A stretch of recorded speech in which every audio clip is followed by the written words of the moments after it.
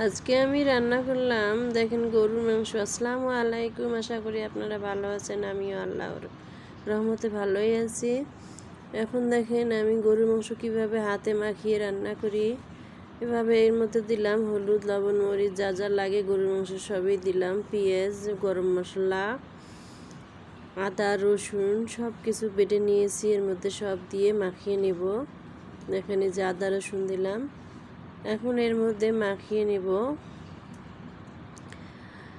এটি সব সুন্দর মতন করে মেখে এক জায়গায় রেখে দেব প্রায় আধা ঘন্টা।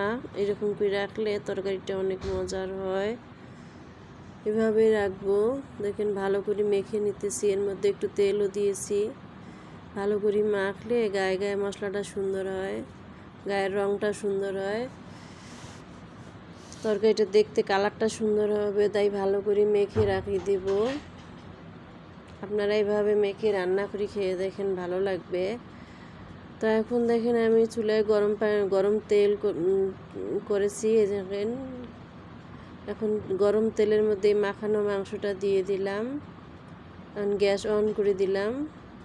এখন এই তেলের মধ্যে মাংসটা কষিয়ে নিব ভালো করে। দেখেন মনে হয় অর্ধেক রান্না হয়েই গিয়েছে, কত সুন্দর নরম হয়েছে, সফট হয়েছে, মেখে রেখেছিলাম। আর ভিতরে তেল মশলাটাও ঢুকেছে সুন্দর মতো। তো এইভাবে রান্না যদি আপনারা করেন তো দেখবেন যে আপনাদের আলাদা একটা ফ্লেভার আসবে। এক এক মতো রান্না, এক মতনভাবে বুদ্ধি খাটিয়ে কাজ করবেন, দেখবেন যে আপনাদের রান্না অনেক সুন্দর হচ্ছে, খাইতেও মজার হচ্ছে। তো কষিয়ে নিলাম, দেখেন এক ফোঁটা পানিও দেই নেই, সুন্দর মতো কষিয়ে নিলাম। ওর পানিয়ে বেড়াই, মানে মাংসের পানিয়ে বেড়াইছে। আর দেখেন তেলটা কেমন উপরে ভেসে উঠেছে। মশলাটা ভালো করে কষিয়ে নিলাম। এখন এর মধ্যে কয়েকটা আলু আর কয়েকটা, যেহেতু কাঁঠালের সিজন, কাঁঠালের বিচি কয়েকটা দিলাম। কয়েকটা কাঁঠালের বিচি ফ্লেভারটা অনেক ভালোই লাগে। আর কয়েকটা আলু দিলাম।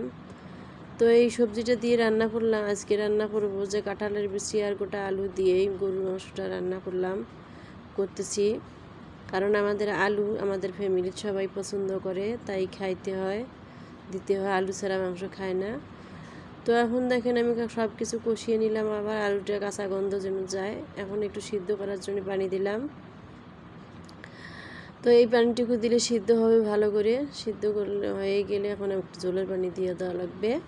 তো দেখেন মাংসের কালারটা কত সুন্দর হয়েছে। বাটা মশলার তরকারিটা অনেক স্বাদ হয়, আর কালারটাও কত সুন্দর হয়ে গিয়েছে। এখন দেখেন টকবকে বলক উঠেছে।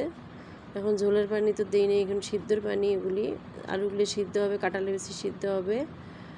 কাঁঠালের বেশি সিদ্ধ হয়ে গেলে মানে এখন ঢেকে দিব যাতে এগুলি সিদ্ধ হোক। এখন আবার দেখেন ঝোল কমিয়ে গেছে, হয়ে গেল আমার তরকারিটা, আর ঝোলের পানি দিব না। এখন যেহেতু খাবো তাই এখন দেখেন তরকারিটা তো ঝোল কমিয়ে গিয়েছে। এখন তুলবো বাটির মধ্যে, তুলে এখন খাবার পরিবেশন করব। আমার হাজব্যান্ড খাবে, তাই এখন বাটির মধ্যে তুলতেছি তরকারিটা। তো এইভাবে আপনারা রান্না করে খেয়ে দেখেন, অনেক ভালো লাগে। আজকে রান্নাটা কেমন হলো কমেন্ট বক্সে জানাবেন। তো আল্লাহ হাফেজ।